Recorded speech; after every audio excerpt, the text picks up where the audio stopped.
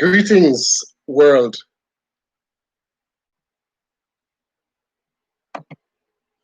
Shalom. I am reflecting today on the subject of justice for all under the title Burning Cities, Burning Hearts. The year was 1996, as the sweltering heat of June reminded us summer was here, and so too was the Atlantic hurricane season. The class of 1996 of the T.A. Marisho Community College in Grenada was being taken through the drills of getting a predominantly non-singer group ready to sing the class song at the graduation. During one of the practice sessions, amidst the jesting and troublemaking, the gravity of the lyrics hit me in the face. It was Steve Green's Find Us Faithful. These words would forever be etched into the annals of my mind. Oh, may all who come behind us find us faithful. May the fire of our devotion light their way. May the footprints that we leave lead them to believe, and the lives we live inspire them to obey. Prior to last week, it was hardly imaginable that anything could upstage coronavirus on the news channels. Enter the lifeless body of George Floyd and the now viral video of a member of the Minneapolis Police Department's knee on his throat, while his colleagues appear to be, well, just there. My mind immediately flew back to Dr. Martin Luther King Jr.'s I Have a Dream speech, and I asked myself whether it was still just a dream. I have certainly found him faithful in the cause of pursuing justice for all. Will those who come after me find me likewise faithful? Will those who come behind you find you faithful? Is your heart ablaze with righteous indignation, flames that leap higher than the flames of the burning cities across the United States? Is it that you couldn't care less who Floyd is because it is not someone you know, nor does it affect the price of rice as far as you are concerned? So you don't give two pencils about the big brouhaha? The words of Proverbs 31, verses 1, 8, and 9 are our guiding text for this episode. Yes, Proverbs 31 is not just about the virtuous woman.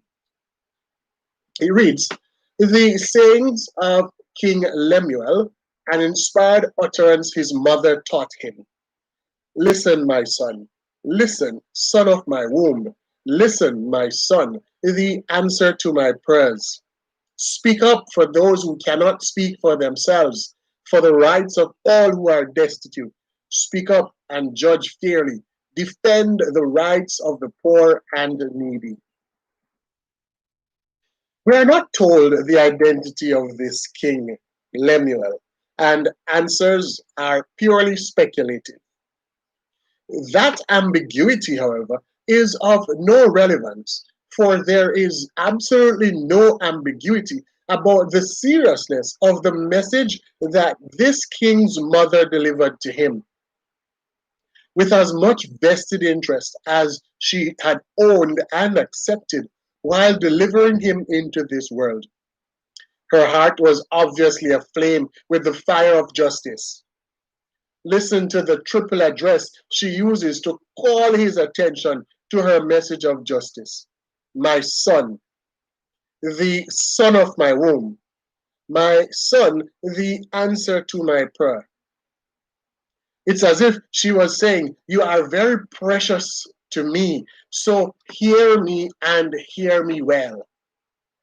This woman identifies three sets of persons that she desires her son to be possessed by a passion to attend to. Three groups of fellow humans that we each must detain ourselves with if we are to be on the side of God. Those voiceless ones, the destitute, and the poor.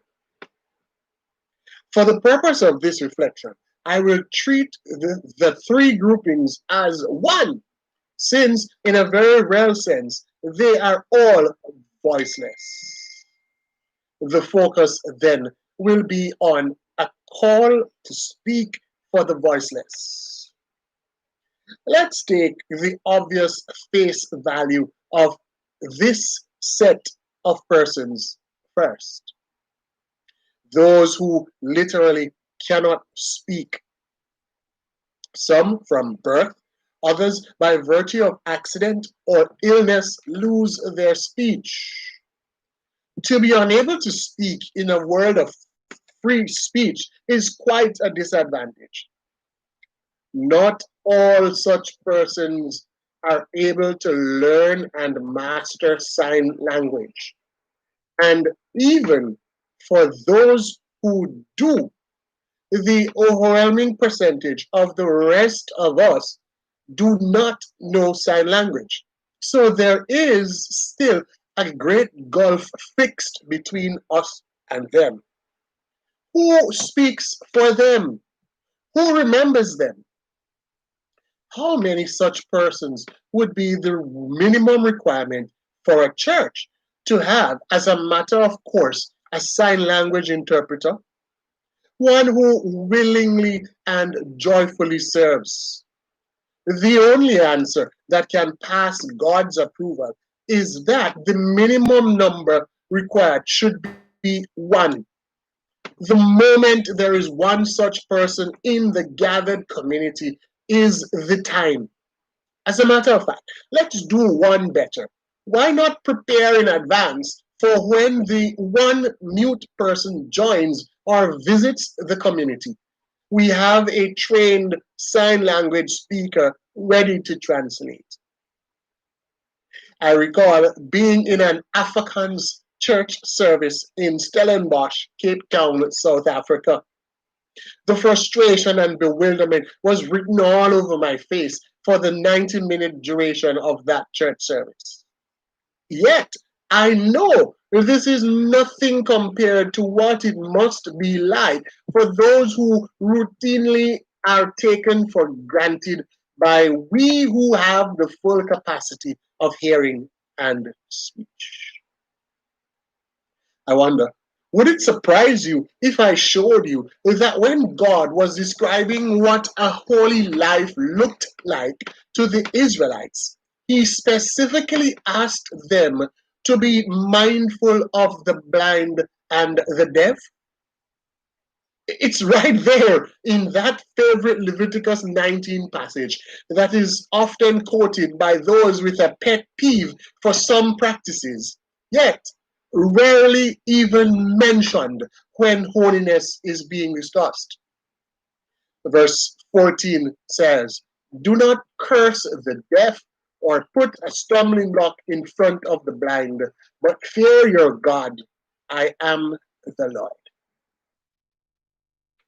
Beyond the obvious physical level, there are many among us who have been rendered voiceless by the marauding force of the ruling class. I listened, for example, in abject horror to the tales of many who were literally threatened with job loss by their bosses at the height of the coronavirus-induced lockdowns. In some cases, some had to disobey strict curfew restrictions just to get to work because to miss work would mean immediate dismissal. Such persons do not have a voice, or at least are made to feel that they do not have a voice. Our text appeals to us to recognize such among us and speak up for them. In the opening chapter of my book, Let's Major in the Minors, I observe that many nations have a history steeped in the struggle for justice from their inception, and it seems as though the passage of time has not been met with a commensurate increasing sense of justice for all. The people group described as Black, African, African American, persons of color, and other non dignified terminologies have had centuries of stigma, discrimination, enslavement, unimaginable violence, and dehumanizing treatment meted out to them. There can be no euphemisms and semantic gymnastics used to water down this reality. For some time, it appeared as if things were taking a turn in the right direction. But what the last 5 to 10 years in particular have demonstrated is that the beast of racism had merely taken a break. It was far from being dead. That beast has reared its ugly head, and from all appearances, the fire from that dragon has been heated 7 times worse. In that regard, I want to address a particular community with the plea from Lemuel's mother to speak up for the voiceless and nuance that voice that needs to be heard. I am taking aim at the religious community. First and foremost, it is arguable that there is far more that the religious community can and needs to do in the area of speaking for those who can't speak for themselves. Far too many remain with their heads buried in the sand, while atrocities abound in their very back and front yards.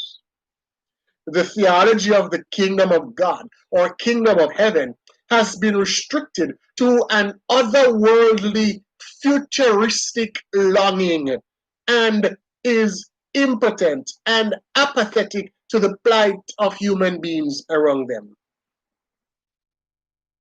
That is bad enough, but I want to make it clear that there is another voice that desperately needs to be heard.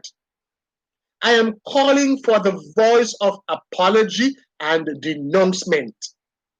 There needs to be a far more robust and globalized acknowledgement and apology from larger swaths of the Christian community for the role that the church played in things like the transatlantic slave trade, in apartheid, in hegemonic gender relations, and power related abuses.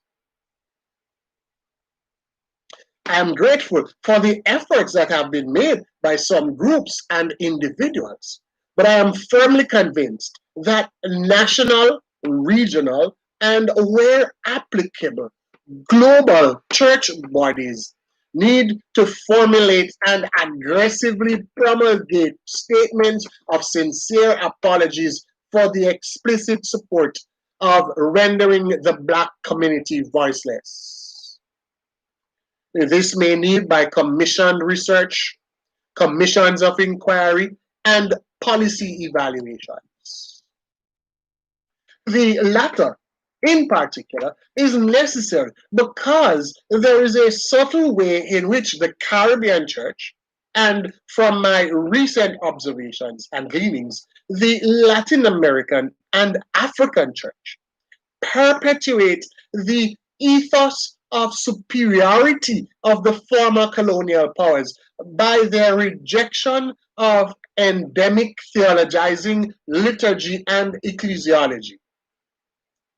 By this, I mean the way churches in these regions think about God, practice their church services, and practice the life and culture of the church.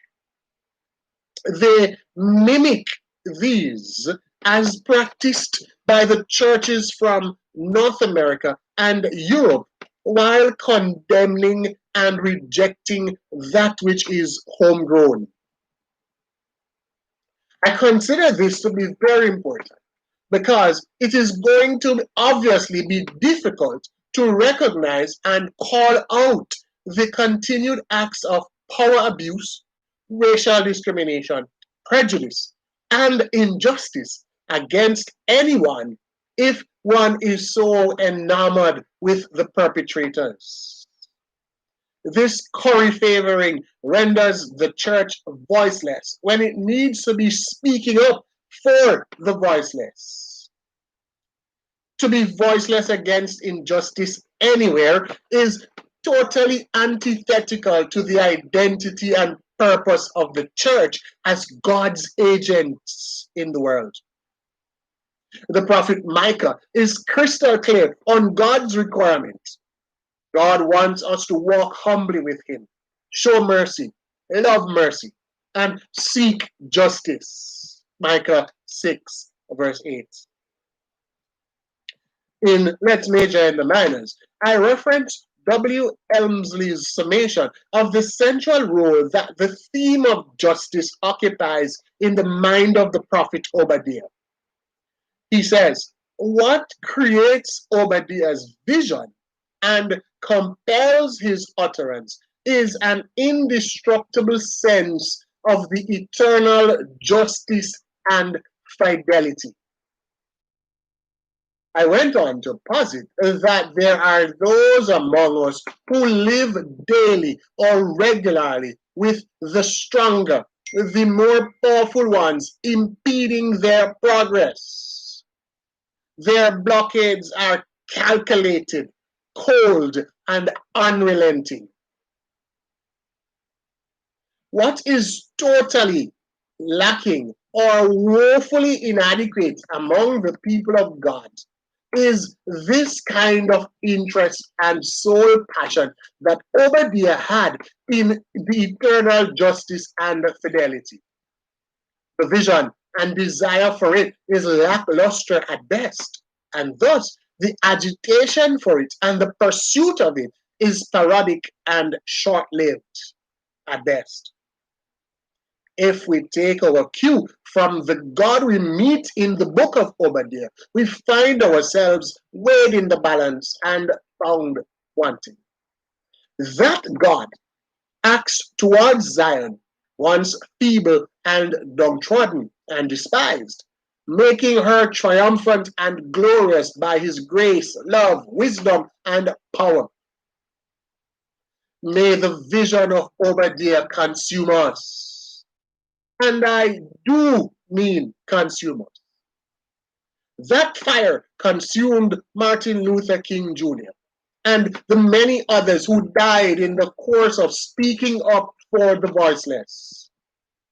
I am convinced that until the passion for justice for all burns like the fires of the burning cities, we will continue to have a world where the philosophy that holds one race inferior and the other superior, instead of all equal bearers of the image of God, being how people are seen. I close with the last verse of Steve Green's song that I mentioned at the beginning. It says, after all our hopes and dreams have come and gone, and our children sift through all we have left behind, may the clues that they discover and the memories they uncover become the light that leads them to the road we each must find. You think about it. Let's talk about it. Do leave your comments below the video so that we can continue the conversation. I'd like to hear from you. What are your thoughts? Is a fire for justice for all burning in your hearts? Just as the fires are burning in the cities of North America. And do remember to subscribe to the channel so that you will never miss videos such like this. Do subscribe and hit the notification bell so you can be kept abreast. If you have been blessed by this message, like the video, share the video, stay safe, pursue justice for all. Until next time, this is Reverend Teddy Jones. God bless you.